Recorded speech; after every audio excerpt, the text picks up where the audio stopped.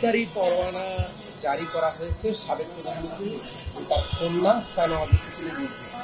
সবকিছু তরিত হচ্ছে কিনা তরিতগতি দেওয়ার কিছু নাই, মামলার গতিতে চলছে। মামলা হয়েছে 25 সালেই সম্ভবত 12/1/25 হয়েছে, আর এটা 10/3/25 চার্জশিট দাখিল হয়েছে।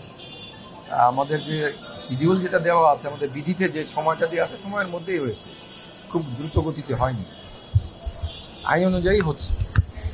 আজকে কতজনের গ্রেপ্তারি পরোয়ানা? আজকে এই মামলায় মোট 18 জনকে আসামি করা হয়েছে। তার মধ্যে উল্লেখযোগ্যর মধ্যে সাবেক প্রধানমন্ত্রী শেখ হাসিনা এবং কন্যা সাইমা ওয়াজেদ এই মামলার আসামি, এবং সেই সঙ্গে গণপূর্ত মন্ত্রণালয়ের প্রতিমন্ত্রী যিনি ছিলেন শরীফ আহমেদ।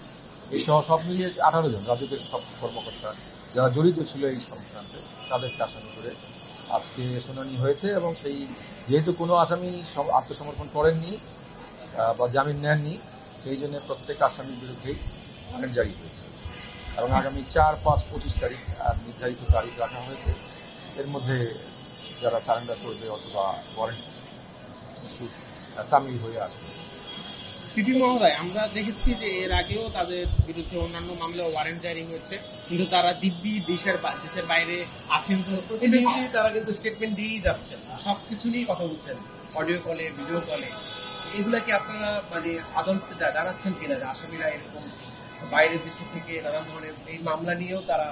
না, এই ওনার বিরুদ্ধে মামলা এই প্রথম দায়ের করা হলো। তো আমরা ওয়ারেন্ট যেহেতু জারি হয়েছে, এখন আমরা পরবর্তী স্টেপে দেখি এই 1 মাসের মধ্যে কি হয়, 4-5 তারিখের মধ্যে। এরপরে আমরা আইন অনুযায়ী যা পদক্ষেপ নিয়ে আসি পদক্ষেপ নিয়ে আসি।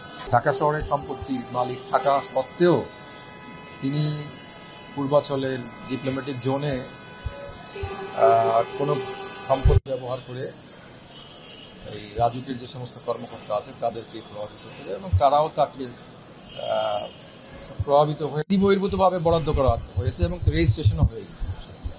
এগুলো সমস্ত আলামত আমাদের কাছে আছে, আমরা যথাসময়ে সেগুলো কোর্ট করিয়েছি। যেটুকু আমি বুঝতে পেরেছি সেটা হলো যে বিধি বহির্ভূতভাবে, অর্থাৎ যেগুলা নিয়ম কানুন আছে, যেমন অ্যাপ্লিকেশন করতে হয়, প্রেসক্রাইব ফর্ম অ্যাপ্লিকেশন করতে হয়, অথবা তার নিজের অ্যাপ্লিকেশন করতে হয়, সেই সমস্ত কিছু না থাকা সত্ত্বেও টোটালটাই একদম তার মায়ের যে প্রভাবটা, সেই প্রভাবটাকে খাটিয়ে এখানে রাজুকের যে সমস্ত কর্মকর্তা আছে তারাও এটার সাথে সম্পৃক্ত হয়ে এই কাজটা সম্ভব করেছে। এরপরে হয়তো তারা যদি এর মধ্যে সারেন্ডার না করেন, তাহলে গেজেট প্রকাশ হবে। গেজেট প্রকাশ হলে সেদিনই ট্রায়ালে চলে যাবে।